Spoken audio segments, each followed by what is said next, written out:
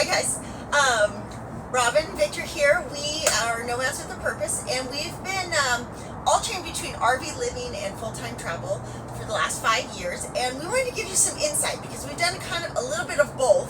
And I've noticed on Instagram that there's a lot of families like us that are either going into full-time travel or moving away from it. We get a lot of questions. We got a lot of questions whether people should. Yeah. And so FOMO's real. Like, you can't help but flip through your Instagram feed and think like, oh my gosh, I'm missing out. And we kind of did, when we were doing our full-time travels before we were bloggers, so we didn't really show a lot of our travels through Europe when we did it, but we show a lot of our other travels now. So we're going to tell you what we felt like were great reasons why you absolutely should sell your stuff and go full-time travel. And we're also going to tell you some harsh realities of why you shouldn't, to help give you some insight. Maybe, this sheds some light on if you're a little bit on the fence, like, do I want to take this leap, or is it better for me to try a different way? And there's a couple, hindsight is 20/20, but we have the unique opportunity, having already gone through it in both ways and figured out particularly our personalities, who thrives in what and who doesn't. And we can get into that a little bit as we talk, but there is a happy medium in all cases. So don't let us completely talk you out of it. If you really are motivated, well, motivation is ultimately the biggest driving force. Definitely. So the number one reason I think anybody would even be considering full-time travel as a family is family connection. I mean, the family connection was unreal. Like, to be able to wake up together every single day and spend your days together, it was really cool. But for a lot of people, that might not be cool. If you're only ever away from your family when you're using the bathroom, and even in that case, you're still very, very close to them. So you have to make sure you're prepared for that. Absolutely. Naturally, even if you don't want to go out and travel for personal growth, no matter what, it's going to happen.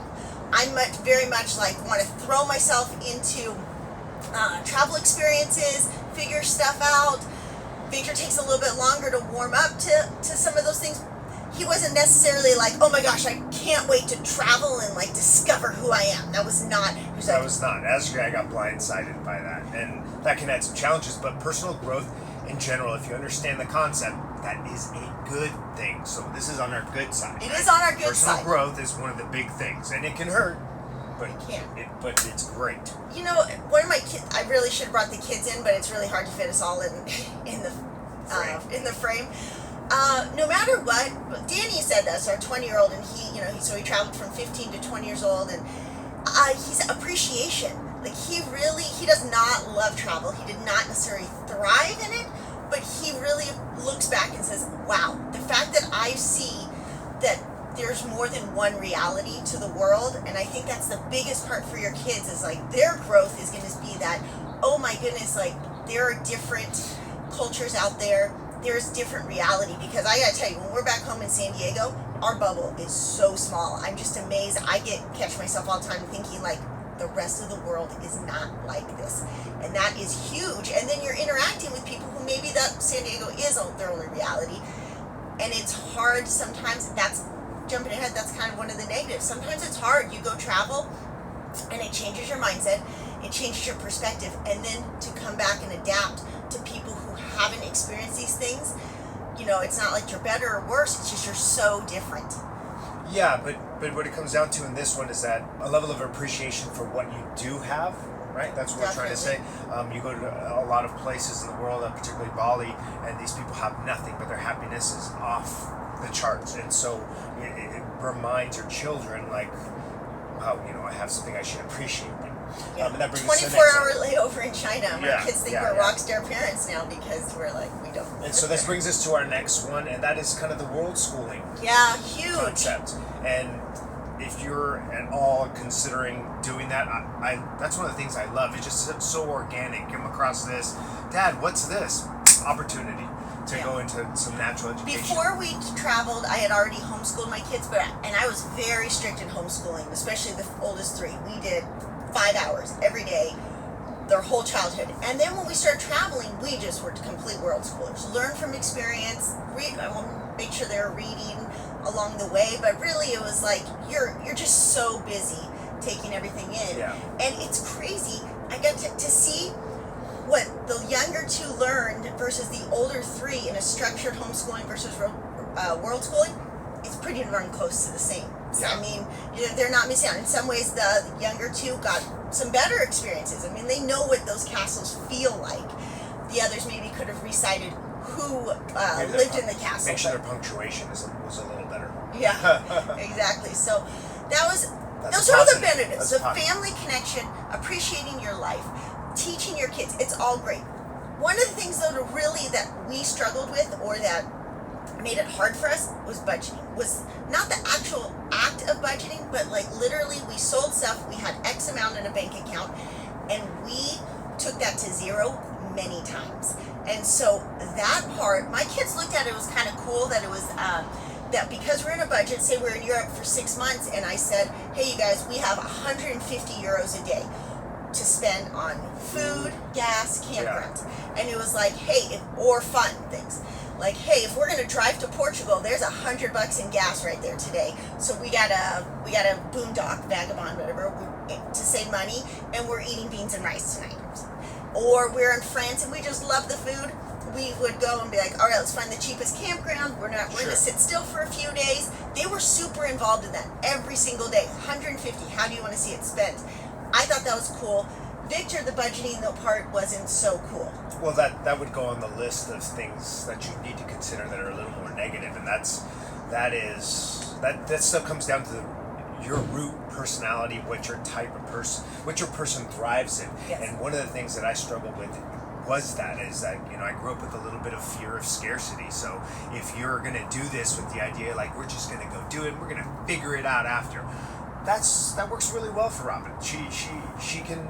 As a matter of fact, you can adapt it. The adaptation there was unbelievable. For me, I was staring at these beautiful fjords and thinking to myself, oh my gosh, how am I going to provide for my family?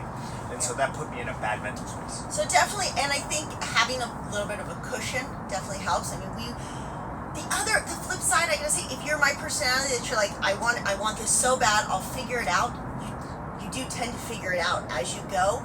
And my thought process on it was that if I don't do it now, I won't do it. So I've got to just like take this risk and go for it. So I encourage you to know your personality type. To like, are you a little bit more need routine? You struggle with feeling scarcity. Yeah, maybe let me interject, because in the end, the same thing would. People like myself, I know myself well enough. I would never pull the trigger on something by myself.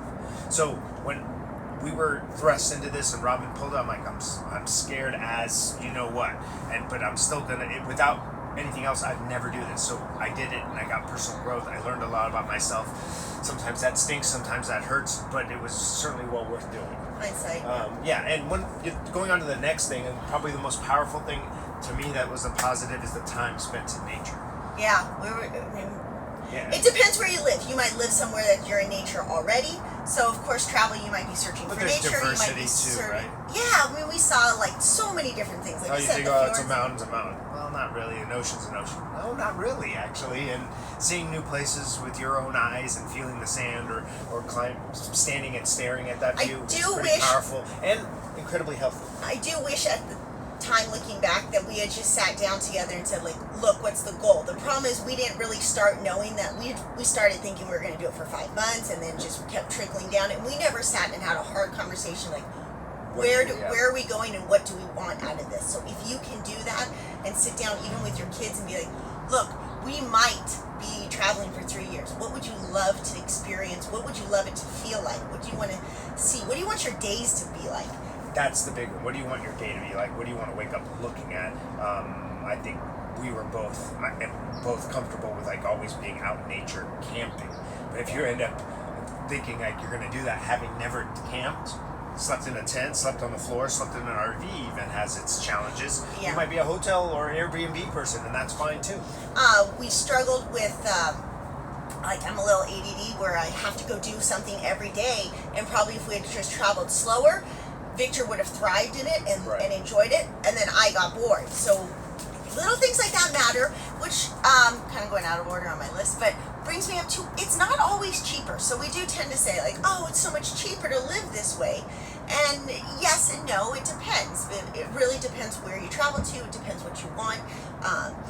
That's a really broad term to say it's cheaper. So kind of get an idea. There's so much information on blogs on how much things cost. You have to be frugal. It depends how frugal you are in life. If you're frugal, yeah, and it depends if you're making money. If you're purely a digital nomad making money on the go, and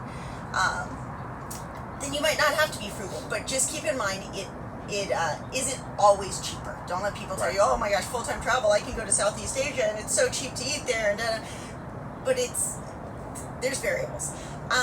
One of the things like about going back to the kids is like, it's really cool that you give your kids more perspective and you give them this, but I'm going to tell you too the hard truth, and I don't think it would matter if we were at home or not, but we're providing this amazing experience for our kids, but you do have to like keep them in check on entitlement, because they are going to get slightly spoiled. And so I mean, how many kids get to wake up in like new countries all the time and see new places? So I think even though they're putting perspective like, oh wow, I'm not this poor, I'm lucky to see this, I think keeping them in check along the way is a valuable lesson. I know it's something that I'm constantly with my kids, like, you need to appreciate that you have that. You need to chip in and help with preparing a meal.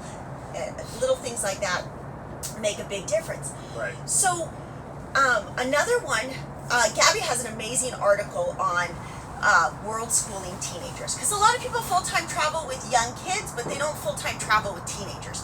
And so one of the cool things that I feel like my kids got out of it, besides seeing things, is they kind of avoided that school micro-society. So keep that in mind. If you want your kids to experience that school micro-society, awesome. Great. I didn't think it was necessary. I like being the bigger influence in their life than having their peers be that. Okay, so to wrap up, there's the most important thing I wanted to talk about, because I do notice this on Instagram. There are a lot of other people like us that traveled for a long time, they loved it, but they're trying to find balance, because I think the one thing people struggle with is, as much as travel's great and you need to check that off and go experience it with your family, I kind of think it gets boring after a while, but that's just me. I don't know. I like certain parts of my routine. I like knowing, I like going to some of the things in San Diego, same grocery store, same climbing gym, same yoga studio. I kind of like that for half the year. So a lot of people are moving back to transitioning. I think if you are considering full-time travel, project out what a transition back might feel like, because it's so doable, but it like eases some of the pain if you think about like, it takes so much guts to like sell everything, but at the same time, and you kind of have to do it with gusto and not fear of like, oh my gosh, well, where's my nest egg when I come back? But it's just keep it in mind. It's really like, it can be hard, and you're definitely going to change. You're going to redefine what's important to you, but relationships are going to feel different. Where you settle in, if it's somewhere you've been before, is going to feel different. Yeah. None of it's bad. It's part of growth. But if you anticipate that, it helps. Absolutely. So I hope this helped you a little bit deciding if you should be a full-time travel family or not. If you have questions, you know where to reach us. Thanks.